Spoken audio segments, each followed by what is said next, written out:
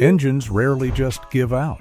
What really happens is thousands of tiny mistakes, skip checks, ignored habits that slowly kill them years before their time. The crazy part? Almost every one of those failures is preventable. In this video, I'm breaking down 10 quick habits that real drivers swear by. Habits that actually add years to your engine's life. And stick around until the end, because I'll reveal the one myth that wastes fuel, burns money, and shortens your car's life. Chances are you've been doing it wrong your whole driving career. So, let's jump in. Number 10, the 60-second under-hood scan. Here's the easiest habit that almost nobody does, and it can save you thousands. Once a month, pop the hood while the engine is cold and give it a 60-second scan. Start with the oil level. Pull out the dipstick, wipe it clean, slide it back in, and then check again. The level should be right at the full mark. If it's low, your engine is already running with extra stress. Next, glance at the coolant reservoir. When the engine is cold, the level should sit between the MN and max lines. Closer to max is better. Don't top it off to the brim though. Coolant expands as the engine warms up. The color should be bright and clear, green, orange, or pink, depending on your car. If it appears rusty, cloudy, or resembles chocolate milk, that's a warning sign of more significant issues. Don't forget the battery. If you see fuzzy green or white buildup on the terminals, that corrosion is slowly choking your electrical system. And finally, trust your nose. A faint whiff of fuel, coolant, or burning oil means your car is telling you something long before a warning light shows up. 60 seconds, once a month. That's all it takes to spot problems early instead of paying a mechanic thousands later. Think of this as the foundation.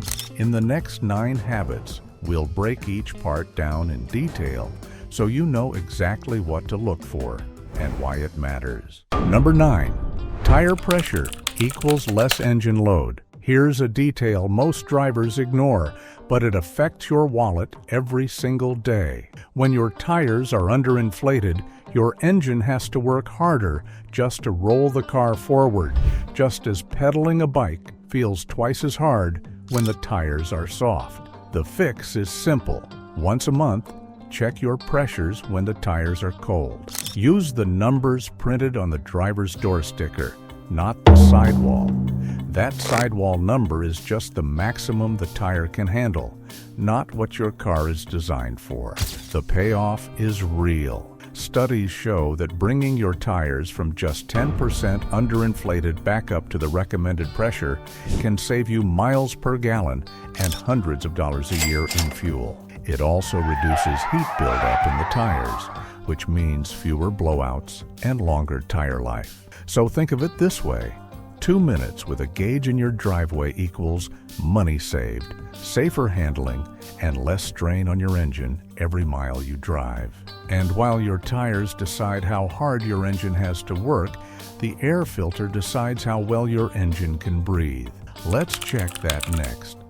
Number 8, the $20 fix that brings your engine back to life. Most people think a new air filter is all about gas mileage, but here's the truth. On modern fuel-injected cars, a clean filter won't boost miles per gallon much at all. What it will do is restore the power and acceleration you've been slowly losing without noticing. One government study found cars picked up as much as 6 to 11% faster acceleration after swapping in a fresh filter. Here's the simple test. Pull your filter out once a month and hold it up to the light. If you can't see daylight through it, your engine can't breathe through it either. That means sluggish response, wasted fuel, and extra stress on parts like spark plugs and the catalytic converter. The fix is cheap and quick.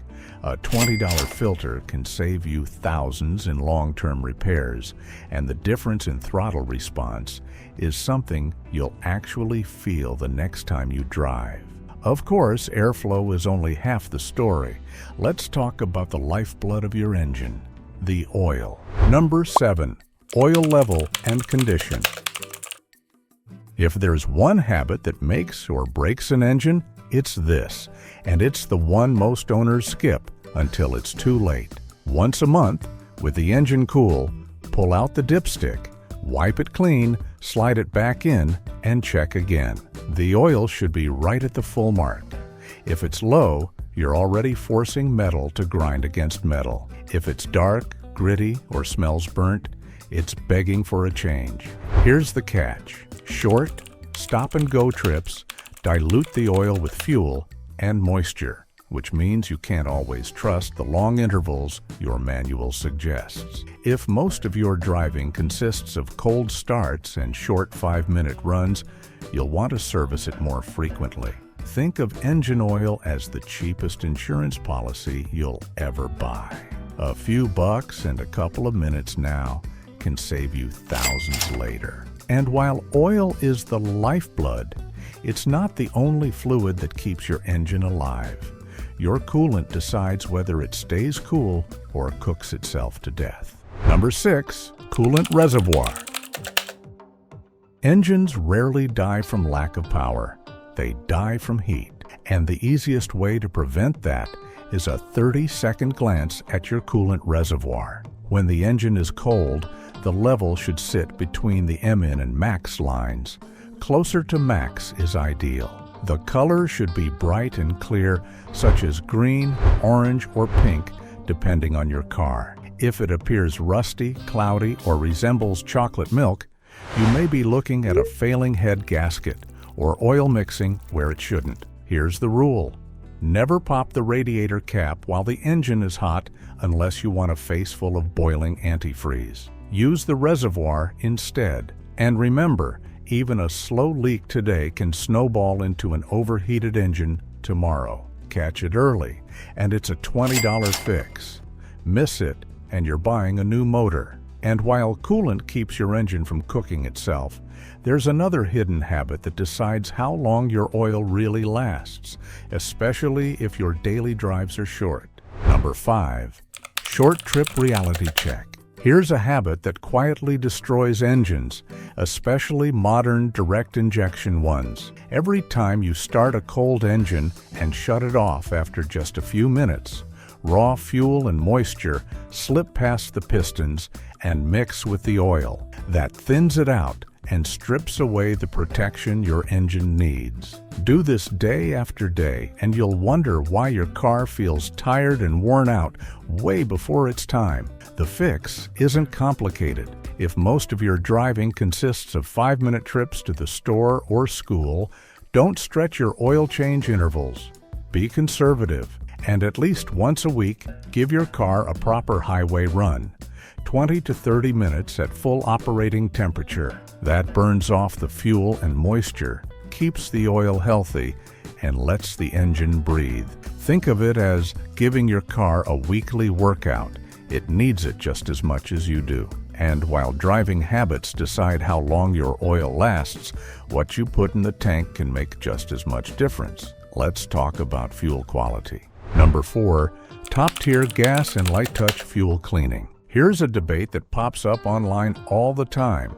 Does the brand of gas really matter? The answer is yes. AAA tested it and found cars running on top-tier fuel had far fewer carbon deposits inside the engine. Less gunk means smoother idling, better throttle response, and even a bump in fuel economy.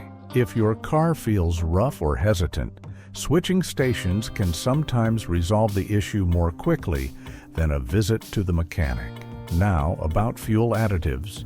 Don't fall for the idea that you need to pour a cleaner into every tank. If you're already buying quality gas, most of the cleaning is taken care of for you.